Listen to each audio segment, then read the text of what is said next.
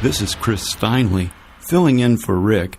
Thanks for being with us today as we take another look at America in Bible prophecy. Is America mentioned in the Bible? If not, did something happen to the country? To help answer these questions and much, much more, it's a pleasure to welcome back Doug Krieger and Dean McGriff. Along with Douglas Woodward, they've co-written a book, The Final Babylon, America and the Coming Antichrist. Doug has an extensive background in public relations, general contracting, manufacturing, career, technical education, and charter school management. He's been a public school teacher and administrator, and he holds professional credentials in both. During the 80s, he was the executive director for national events in Washington, D.C., including the National Thanksgiving Convocation and National Prayer Breakfast for Israel. Doug was a pastor during the Jesus Movement, is also a co-editor of Tribulation Network, having written scores of e-books on Bible prophecy. And Dean McGriff has over 30 years of international ministry and business experience with graduate degrees from UC Davis and AGSIM, Master of International Management. He's worked in business development and training around the world, been an executive in 3 Fortune 100 companies, worked in relief and development for World Relief and Food for the Hungry, and is an editor of the Tribulation Network. Gentlemen, welcome back to True News. Thank you very much. Thank you. Yeah, it's great to have you back. Last time we discussed your book, I believe it was about 2 months ago, and we got into some of the details, but the book is so rich in how you cover America in Bible prophecy and the background. I've got the book here in my hands in front of me, and read every word in it and have been back through it, skimmed through it several times, and this is a great book. And I just want to say right off, I consider this to be a must-read book about America as Babylon, as far as end-time Bible prophecy, but it's definitely the most thorough book out there that discusses so many aspects of how America might be, or even is, the Mystery Babylon, or the Great Harlot. Well, gentlemen, we're getting quite a response. Yeah. Mm-hmm. Yeah. I heard last time that the book was selling really well, and that's exciting to know that people are being informed as to how America fits in there. Well, last time. Yeah. Go ahead. Okay. Well, we didn't get around to covering many of the subjects in the book last time, and so I kind of went over some of the things that we covered. What would you like to talk about first? Well, maybe we need to talk about we talked about America, the Final Babylon, and the subtitle on that book is The Coming of Antichrist. And yes. I think that the two are interlinked, and perhaps we didn't cover the latter half of that subtitle. No, we really didn't get into that at all. And so that may be something that we need to take a very close look at insofar as the leadership of Babylon, the political leadership of Babylon, because we've affirmed in the text that Babylon, in essence, is a tripartite entity. She is an apostasy, a great end-time apostate religious system.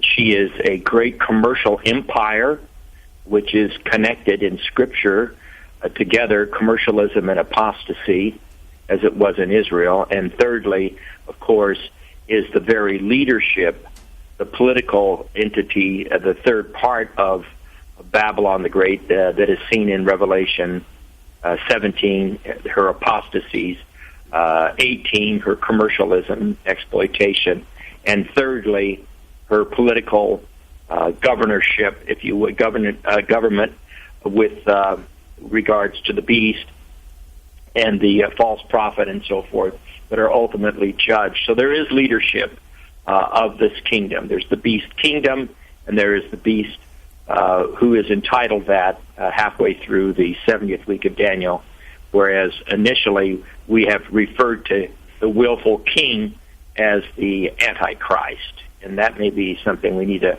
cover a little bit on.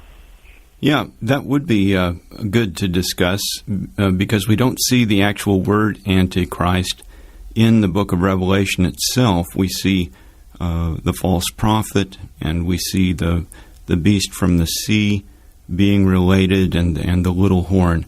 Why don't you tell us a little bit more about that?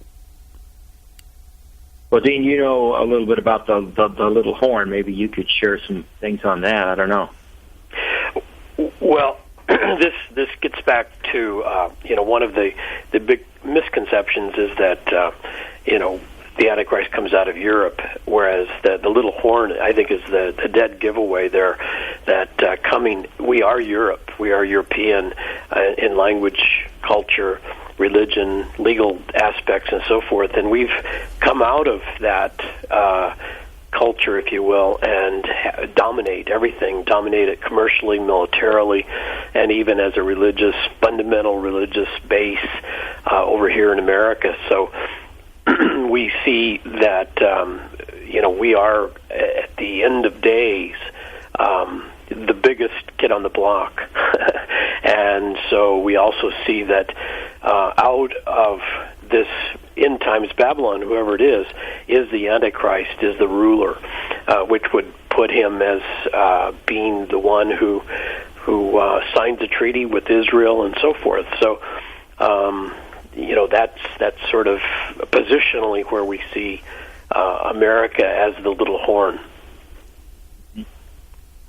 Okay. The very study of the Antichrist, of course, Arthur Pink, the Australian evangelical who wrote the book on the Antichrist, was a sort of a seminal publication on the topic, and the personification of the Antichrist was diminished greatly as the church throughout the ages became more Romanized, if you would, and away from a personification as in Nero was looked upon as a possible figure of the Antichrist. This kept moving in the Catholic view.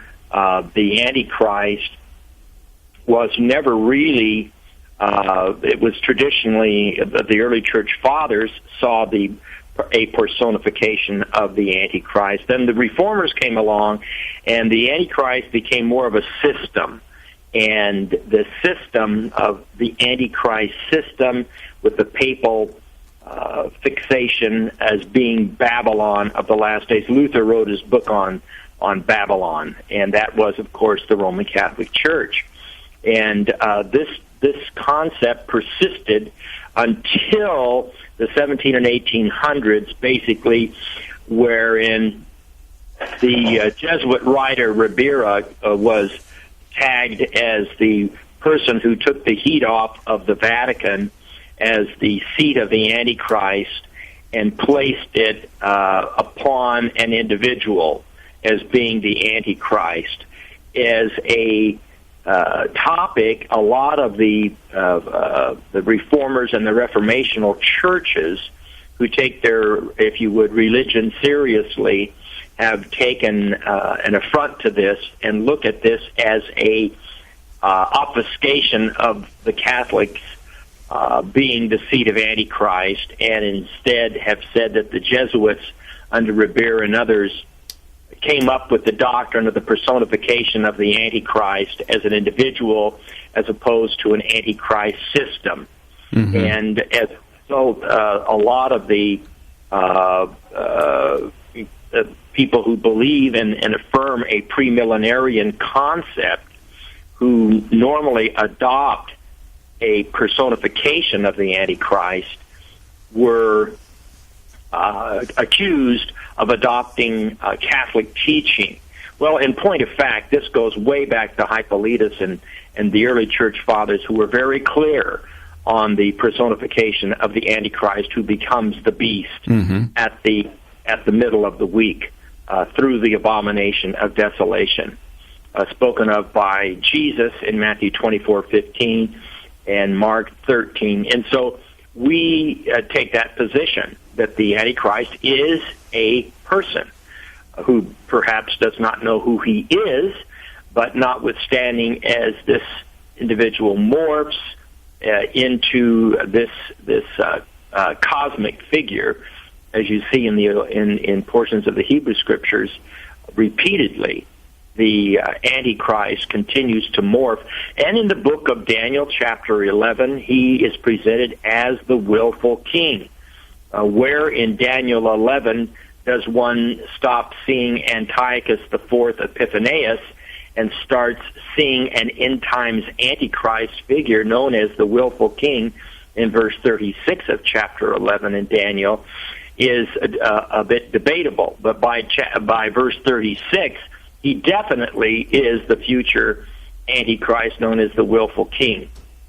And so that's how we see it. And but definitely there's a demarcation between a figure known as the Antichrist and one who is the beast. He becomes the beast, just as Satan entered into Judas Iscariot to commit the betrayal.